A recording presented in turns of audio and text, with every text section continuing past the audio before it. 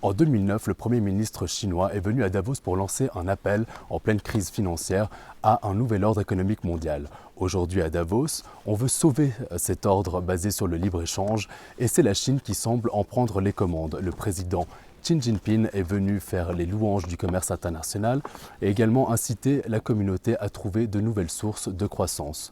Oui, c'est le monde à l'envers, un parti communiste qui se présente comme l'anti-Trump, qui se présente comme un champion de la mondialisation et de l'environnement. Le président chinois incite la communauté à respecter de très près les accords de Paris. On attendait presque à ce qu'il se fasse le fervent défenseur des droits humains et de la liberté d'expression. Blague à part, ça a soulevé beaucoup de paradoxes puisque Pékin est largement accusé d'instaurer des mesures protectionnistes quant aux produits importés et également de restreindre le marché aux entreprises étrangères. Alors gros coup de com' au véritable tournant, les participants de Davos avaient en tout cas besoin d'être rassurés, de savoir que l'ordre libéral tel que nous le connaissons sera sauvé dans ce contexte où le populisme et le protectionnisme s'étendent aux États-Unis et en Europe.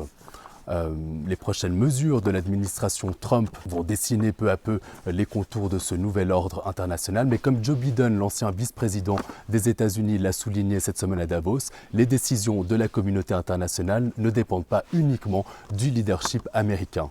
Une chose est sûre cependant, la mondialisation telle que nous l'avons connue ces dernières décennies s'est clairement essoufflée. Le fossé entre les élites et les classes moyennes et inférieures s'est inexorablement creusé. Or, il est impossible de tourner le dos à la globalisation.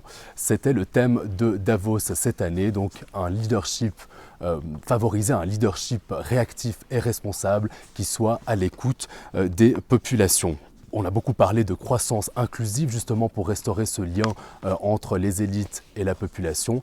Tout cela semble quand même être une mission un peu inespérée et ce ne sont pas les propos et les intentions de la Chine qui vont reconquérir les oubliés de l'ordre actuel. Autre signe qui ne trompe pas ici à Davos, c'est la présence qui n'a jamais été aussi forte de la Chine au forum. Le forum de Davos qui est quand même, au fil des années, devenu un miroir de la situation mondiale.